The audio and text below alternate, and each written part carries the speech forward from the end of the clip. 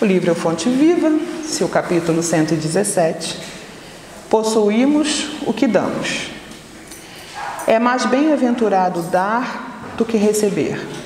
Está lá em Paulo, em Atos dos Apóstolos, capítulo 20, versículo 35. Quando alguém se refere à passagem evangélica que considera a ação de dar mais alta bem-aventurança que a ação de receber, quase todos os aprendizes da Boa Nova se recordam da palavra dinheiro.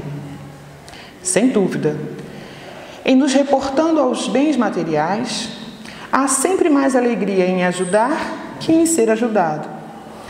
Contudo, é imperioso não esquecer os bens espirituais, que, irradiado de nós mesmos, aumentam o teor e a intensidade da alegria em torno de nossos passos.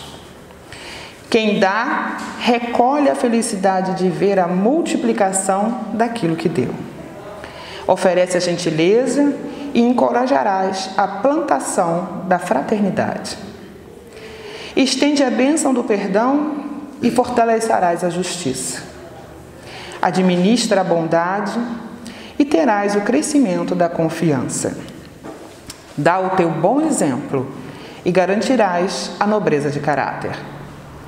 Os recursos da criação são distribuídos pelo Criador com as criaturas, a fim de que em doação permanente se multipliquem ao infinito. Serás ajudado pelo céu, conforme estiveres ajudando na terra. Possuímos aquilo que damos. Não te esqueças, pois, de que és mordomo da vida em que te encontras. Cede ao próximo algo mais que o dinheiro de que possas dispor. Dá também teu interesse afetivo, tua saúde, tua alegria e teu tempo. E, em verdade, entrarás na posse dos sublimes dons do amor, do equilíbrio, da felicidade e da paz, hoje e amanhã, neste mundo e na vida eterna. Vamos orar. Senhor Jesus, nosso querido Mestre, amigo de todas as horas, mais uma vez, aqui nos encontramos nessa casa que chamamos Celeiro de Luz. Permita, ó Mestre, que os teus trabalhadores de amor possam nos envolver, trazendo-nos o equilíbrio e a tua paz. Que desta casa possamos irradiar de nossos corações todo o bem que possamos emanar, para acolher também aqueles que aqui não se encontram. E é desta forma, Senhor, doando o que há de melhor em nós, que nós também nos sentimos bem. Porque, como lemos, como Emmanuel em sua interpretação, doar é muito melhor do que receber. Porque ao doarmos, multiplicamos o amor que o Senhor nos cede. Desta forma, Mestre, ampara-nos, fortalece-nos, mas também guarda nossos irmãos que farão a psicografia, nosso irmão Rafael que fará a palestra, e a todos aqueles que de uma forma ou de outra necessitam do seu amparo. Esteja conosco, hoje e sempre, graças a Deus. Muita alegria, né? Revê-los todos aqui nessa casa querida, e é uma imensa oportunidade, né? Agradeço o convite. E a gente lembra, né? Quando a gente fala, é uma imensa oportunidade a gente estar falando, estar exercitando, estar pensando em tudo nisso que a gente está falando, né? Então, assim como todos vocês, eu aqui também sou um aprendiz, né? Todos nós somos aprendizes aí nessa caminhada, né? Nessa escola, que é a encarnação e as sucessivas encarnações. E a página é muito interessante.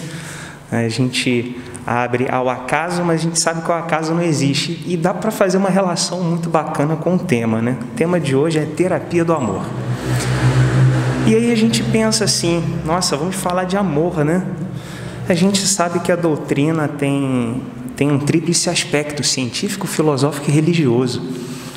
E nesse período de pandemia, nesse período em que temos uma certa reclusão, né, por questões aí de segurança, estamos convivendo mais com os nossos familiares.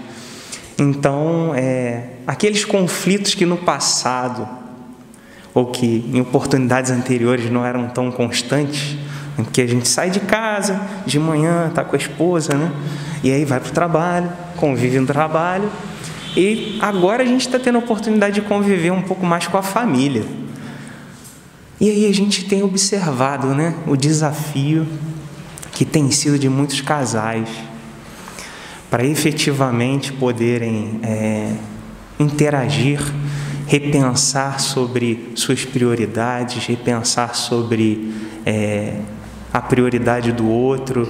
E nessa busca dentro da família, né, a pandemia tem sido uma boa proposta. Então a gente sabe que nada acontece por acaso, né? Tudo tem um motivo. E nós temos que procurar, né, o que tem de melhor do que está acontecendo para nosso aprendizado. Então, talvez no início, né, tenha sido aquele abalo, né, aquela coisa difícil. A gente sabe que tem muitas pessoas que estão desencarnando, mas a gente sabe também que não acontece por acaso. A gente sabe que existem as aflições do presente e existem as aflições do passado, né? As causas atuais das aflições e as causas do passado. Mas sem entrar no discurso aqui da questão da doença, a gente está falando sobre terapia do amor, mas só para lembrar que todos somos responsáveis pelos nossos atos, independente da encarnação, né? Se no passado, na encarnação anterior, não utilizamos bem do nosso livre-arbítrio, e nessa encarnação vamos buscar, então, utilizar melhor das nossas escolhas, para que a gente preserve a nossa vida e a nossa saúde.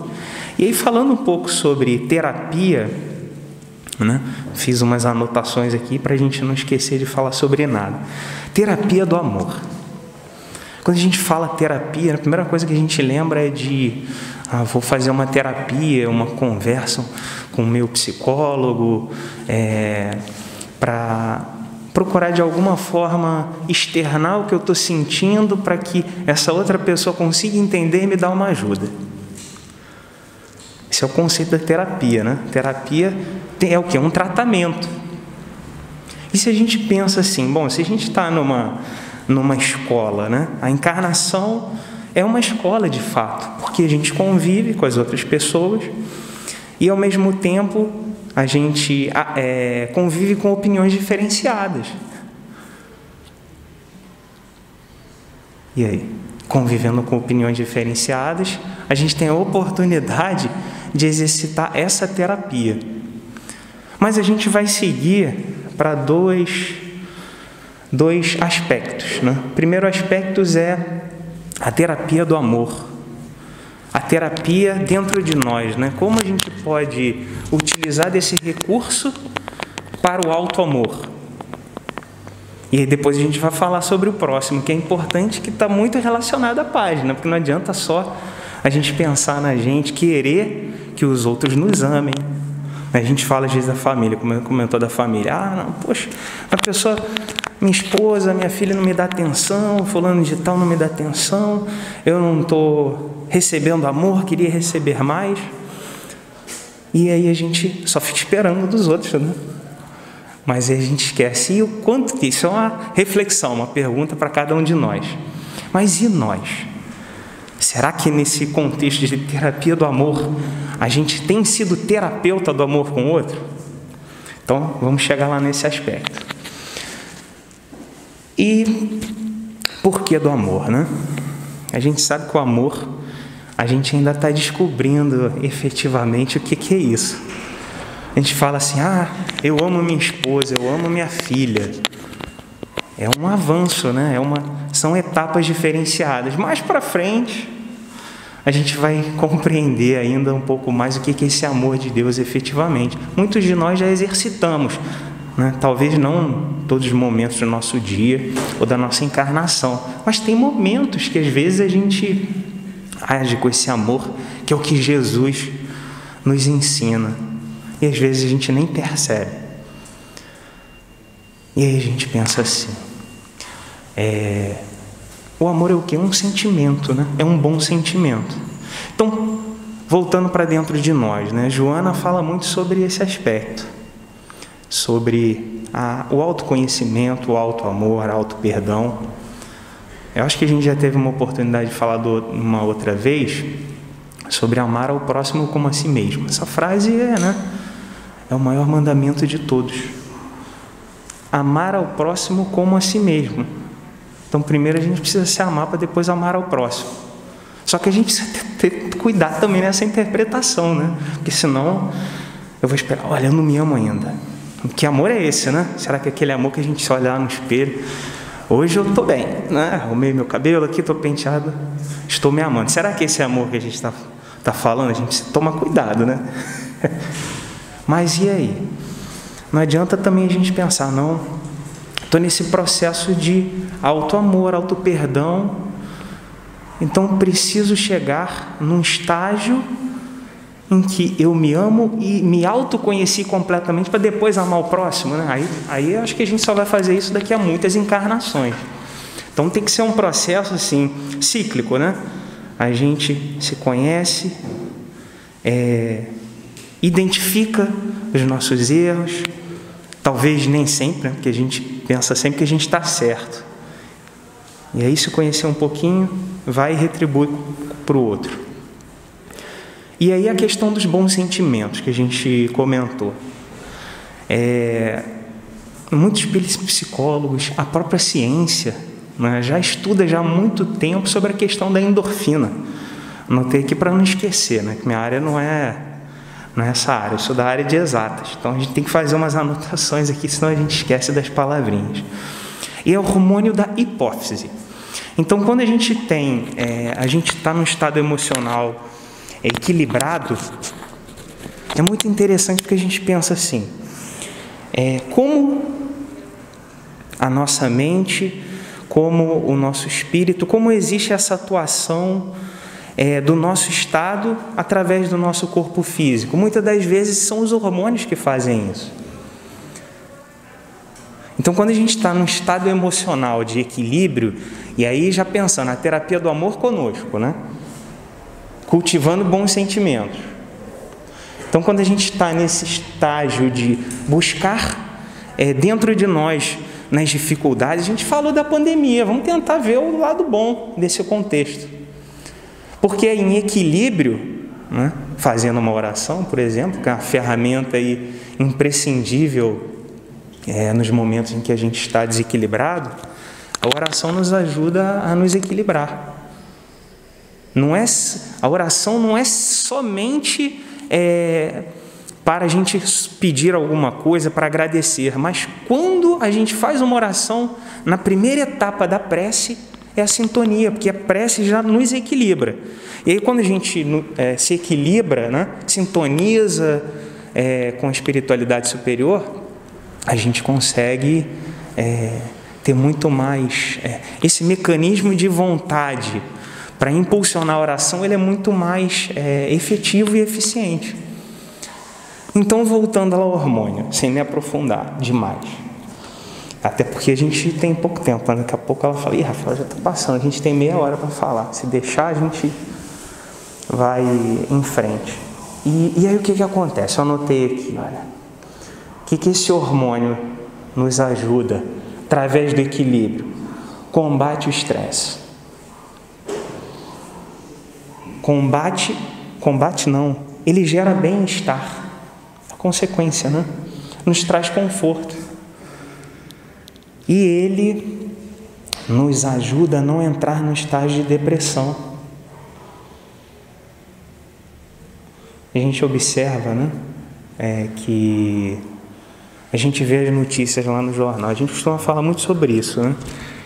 Até que ponto a gente está preparado para não se envolver com as notícias negativas que a gente vê na televisão. Então isso é de cada um. Então a gente liga lá no jornal. Eu tenho evitado ver jornal na televisão. Estou dando a minha opinião pessoal, até porque às vezes o horário também não concilia, né? O jornal está passando lá, não tenho...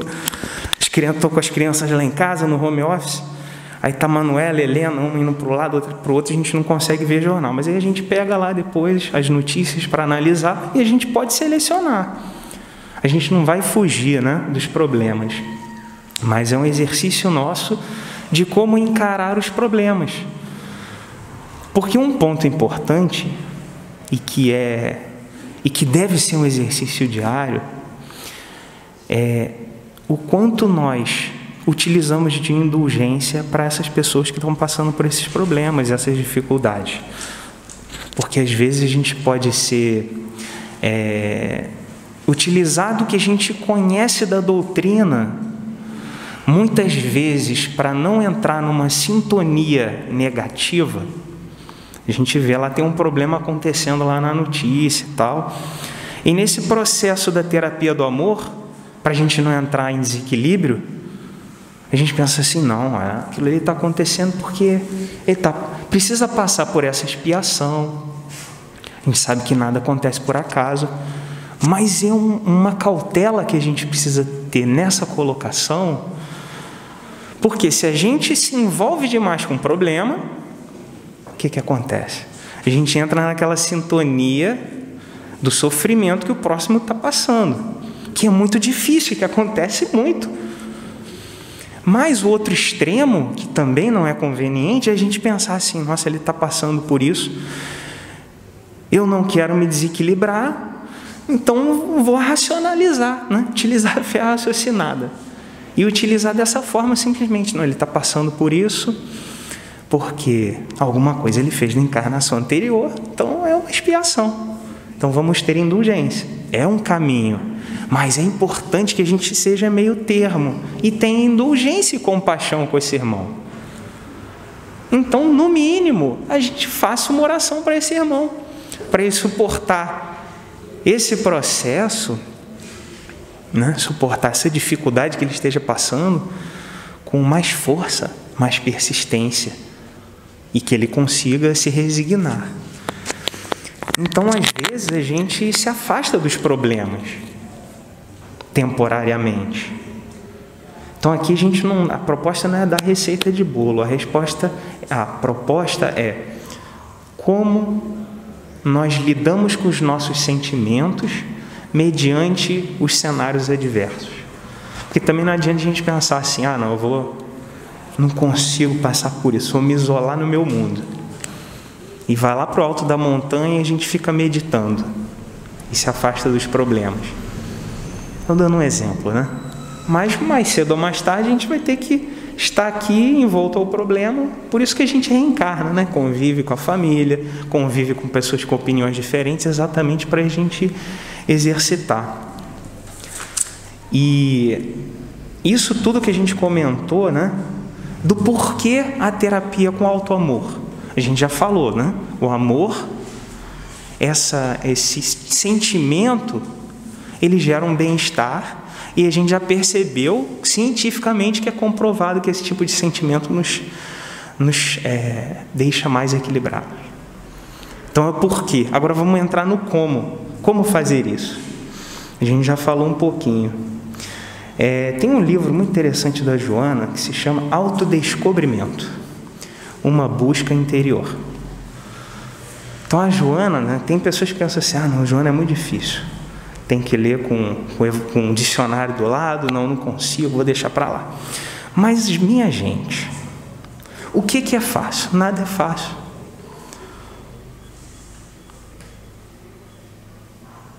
É interessante, dentro das possibilidades, que a gente busque obras dela, porque ela traz muito conhecimento. Ela nos auxilia muito nesse processo de descoberta. E a gente não tem pressa. A gente pode ler uma página, ler outra página. Não é só a Joana, são todos, né? Então, o que acontece? Eu peguei um item desse livro, Autodescobrimento, fiz um resuminho mais ou menos de como que acontece esse processo aí no nosso processo evolutivo, né, na nossa caminhada evolutiva, como acontece esse descobrimento íntimo do amor dentro de nós. Então, isso é um resumo, tá? Não é exatamente desse jeito que está lá, não, mas eu coloquei um resumo aqui desse item que fala sobre amor. Então, vamos lá. Desenvolve dos instintos. Então, o amor, ele começa no instinto de conservação. Se a gente vai lá ver o livro dos Espíritos, lá tem um instinto de conservação. Tem todas as leis, né? Lei de conservação. E o instinto parte do pressuposto que eu preciso me conservar. E os animais são assim, né? Eles se conservam, eles não raciocinam. Vou fazer isso daqui porque pode acontecer isso. A gente também tem que se questionar até que ponto esse princípio inteligente dos animais já não está tão avançado assim quanto antigamente, né? A gente vê que tem muitas espécies aí que tem um princípio inteligente muito avançado, muito interessante. Então vamos lá. Desenvolve dos instintos sensações vinculadas ao primitivismo. Então a gente tem ainda muitas sensações que estão vinculadas ao nosso estágio lá de quando a gente era naquela condição lá de espírito primitivo, né? Nós sabemos que agora a gente está no mundo de provas e expiações, já começou a transição. Divaldo já me lembro de ter falado, acho que 2004, que já tinha começado essa transição. E não tem data para dizer, não, mudou agora. Não tem isso escrito. Não existe uma data pré-definida de quando essa transição ela vai ter sido finalizada. Está em processo. Então, vamos lá, seguindo. Exterioriza dor e prazer, satisfação e desgosto. Essa parte é interessante dos sentimentos, dos instintos. Rompe necessidades físicas para as emocionais. Então a gente, nesse processo de terapia do amor, no início são sensações do corpo físico, dor, prazer, como o Joana coloca, né? E esse processo vai sendo desenvolvido em conjunto com o aspecto emocional e, como ela menciona, rompe necessidades físicas para questões emocionais. E olha só que interessante, que é o que acontece com muitos de nós. Supera o egocentrismo, que acontece não, né? Que está em processo, que ainda é muito difícil, porque nessas sensações e sentimentos emocionais a gente pensa ainda muito na gente, como a própria página falou, né? A gente pensa, a gente quer receber amor, mas o quanto a gente dá, né? O que a gente precisa esperar o outro? A gente fica esperando o outro. Poxa, minha esposa não me dá atenção. O que eu estou fazendo? O que eu poderia fazer? Superando o egocentrismo, desabrocha sentimentos de valores morais.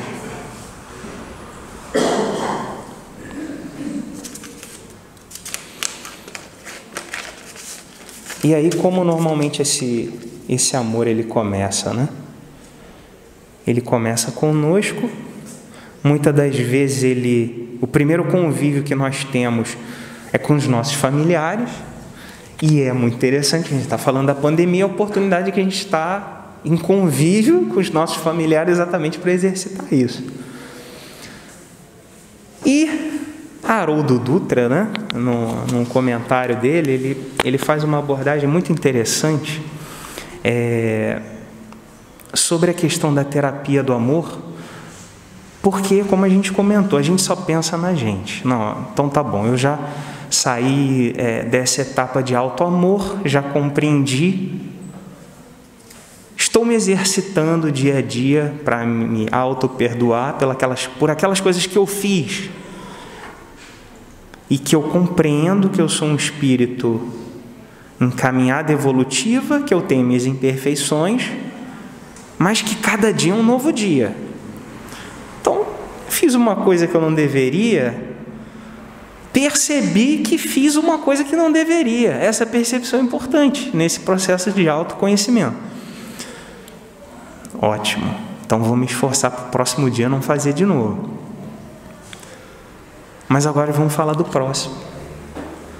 E essa terapia do amor com o próximo. E a gente pensa assim, não, o próximo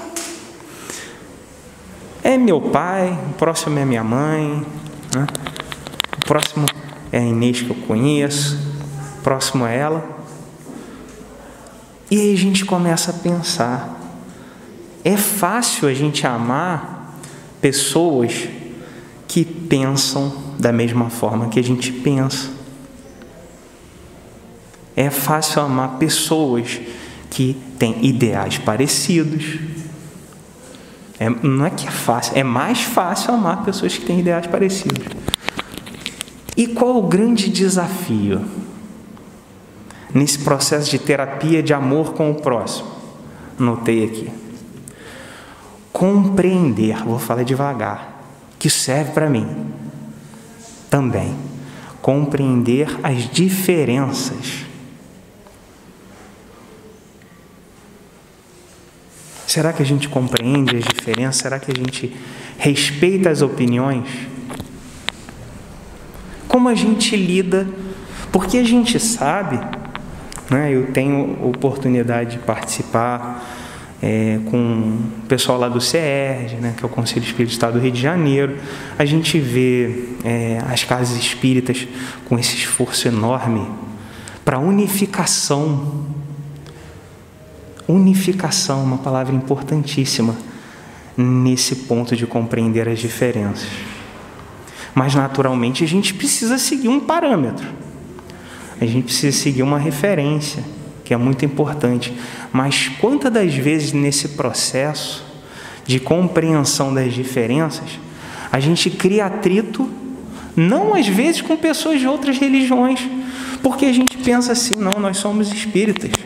A gente já compreende do porquê que as coisas acontecem, já tem um esclarecimento sobre as causas das aflições, e às vezes a gente olha para outras religiões e pensa assim, não, ele vai chegar no momento oportuno, ele vai compreender também outras coisas. Só que às vezes a gente avalia esse posicionamento como superiores às outras religiões. E às vezes, né, quando a gente fala do aspecto científico, aspecto filosófico, aspecto religioso da doutrina, o aspecto científico e filosófico são extremamente importantes. Por quê? Com a compreensão racional, nos auxilia muitas das vezes a chegar numa condição de equilíbrio, talvez mais rápida, porque a gente para raciocinar, não, é verdade, isso aqui pode estar acontecendo por isso, está acontecendo por aquilo outro. Então, há uma probabilidade maior da gente chegar numa condição de equilíbrio pela compreensão utilizando a fé raciocinada.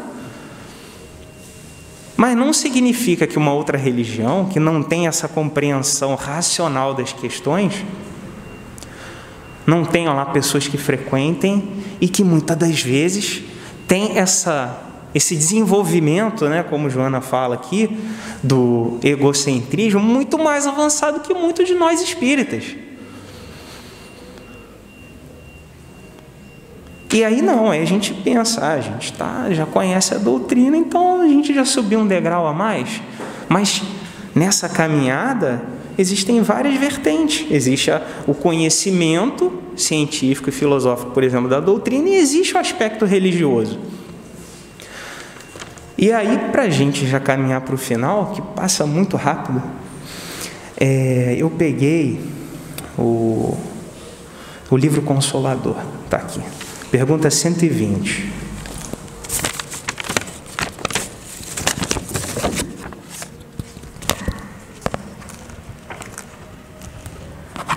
Vamos lá. Que interessante a pergunta.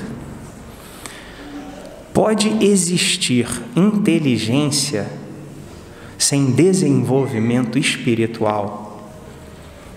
Consolador, de Emmanuel Franciscano Xavier. Diremos melhor, inteligência humana sem desenvolvimento sentimental. Porque nesse desequilíbrio do sentimento e da razão é que repousa atualmente a dolorosa realidade do mundo. O grande erro das criaturas humanas foi entronizar apenas a inteligência, olvidando os valores legítimos do coração nos caminhos da vida. Então, nesse período que passamos por todas essas dificuldades, a gente está precisando de estudar o Evangelho. E se a gente observar, eu achei muito interessante. Se a gente vai observar os temas lá, né, dos assuntos que a gente está aqui abordando, são todos evangélicos. E é muito importante que mesmo quando a gente estude o livro dos Espíritos, estude o livro dos Médiuns, se a gente ficar atento, sempre tem uma forma de vincular com a parte religiosa evangélica. Sempre tem uma possibilidade de vincular a questão moral. E aí a gente vai mais um pouquinho para finalizar. Humberto de Campos, no livro Pontos e Contos. Está até meio despencando, a gente tem que providenciar para consertar. Então, olha só, tem um capítulo aqui que fala sobre, é uma pergunta: espiritismo científico apenas? Então eu marquei aqui uns trechos que vão servir para as nossas reflexões. Grande contingente de estudiosos das teses espiritistas pleia agora uma situação especial de evidência para o espiritismo estritamente científico, pugnando pelo esquecimento dos tesouros evangélicos. Querem fenômenos e prosélitos. Então a gente tem pessoas, né, grupos de pessoas que vão estudar exclusivamente o fenômeno mediúnico e só se preocupa com isso. Não é que a gente não deva estudar, a gente pode sim estudar. Inclusive tem grupos do livro dos médiuns em que a gente vai buscar estudar o fenômeno, vinculando o fenômeno ao aspecto moral, ao aspecto religioso. Vamos avançar mais um pouco. É certo que ninguém poderá excluir as características científicas no exame transcendente do intercâmbio entre os vivos da Terra e os vivos do infinito. Toda indagação séria é justa, e toda análise conscienciosa produzirá frutos doces da verdade. A grande questão de todos os tempos não é propriamente a de conhecer. Isso aqui é muito interessante, esse parágrafo chamou muita atenção. A grande questão de todos os tempos não é propriamente a de conhecer, mas entender a finalidade do conhecimento. Então, para a gente finalizar, seus fenômenos representam chamamentos comuns para uma compreensão mais elevada dos valores da vida. Então, o fenômeno chama a atenção, mas para que a gente conheça os valores superiores envolvidos naquele fenômeno. Sua expressão religiosa com o Cristo tem de ser essencial. Uma ciência puramente intelectual, onde todas as expressões científicas do cérebro sem o coração já faliram desastradamente. A realização cristã, que é o primeiro programa do Espiritismo santificante, não se conquista tão só com as rotulagens científicas e deduções filosóficas mais ou menos brilhantes.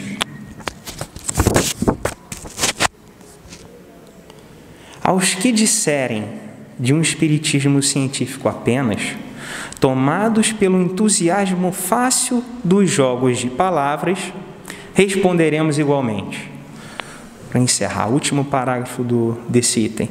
Não nos seria lícito seguir em vossas águas, porque entre nós, antes de tudo, prevalecem os fundamentos da verdade com Jesus Cristo, e considerando a extensão de nossas necessidades, não sabemos daqui a quantos séculos poderemos pensar em modificação das velhas fórmulas.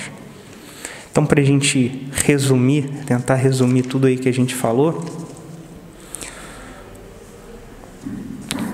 esse caminho é de mão dupla, né? Auto-amor, amar ao próximo, lembrarmos de que a ciência e a tecnologia são importantíssimas, né? E nos auxiliam. A gente sempre dá aquele exemplo das asas, né? A gente fala a asa intelectual, né? E a asa moral. Então a gente está voando assim meio tortinho, né? A intelectual está aqui e a moral está aqui ainda batendo assim, aprendendo, mas um desperta o outro. Na medida que o intelectual desenvolve, o racional desenvolve, os questionamentos em relação aos aspectos morais surgem.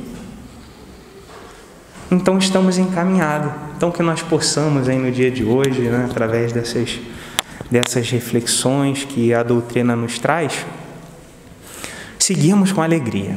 Importantíssimo. Seguirmos com alegria nessa caminhada, com os nossos familiares, sabendo que os problemas são oportunidades, né? Oportunidades aí nessa nossa caminhada diária. Então, muito obrigado aí pela oportunidade e que todos tenham um dia de muita paz. Irmãos, em tempos difíceis, o recurso da oração. Quanto à luz, os lares devem se transformar em templos do amor. É possível, não deixe, irmãos, notícias que não são dignas. Recorram ao Evangelho de Jesus. Aí está todo o lenitivo para as dores. Temos tudo à mão. O Evangelho, o lar, que pode se transformar. Se pudessem ver as luzes que se estendem de vossos lares na hora da oração. Queridos, estejam sempre atentos às luzes que vêm dos céus. Muita paz a todos. Queridos irmãos, que as bênçãos do Pai Celestial se derramem sobre todos os corações desse orbe azul. Viemos exortar a todos a que mais do que nunca espalhem o bem, o amor, onde estiverem. Não cabe mais o adiamento da reforma íntima. Não cabe mais o desperdício das oportunidades que a vida diariamente a todos oferece. Não cabe mais a indiferença perante os aflitos. Não cabe mais o descanso improdutivo perante o sofrimento alheio. Não cabe mais a busca do prazer incessante e desmedido sem olharmos para o lado. Não cabe mais a omissão perante a necessidade do testemunho. O que nos cabe agora é o amor, com todas as nossas energias, com todo o nosso coração. Quando as forças puderem faltar diante dos empecilhos do mundo, recorram ao auxílio através da oração, e as forças virão, e os vossos caminhar voltarão a ser firmes e seguros. O amparo espiritual está sempre à disposição de todos, principalmente em relação àqueles que se abrem à ação do bem, do amor e da caridade.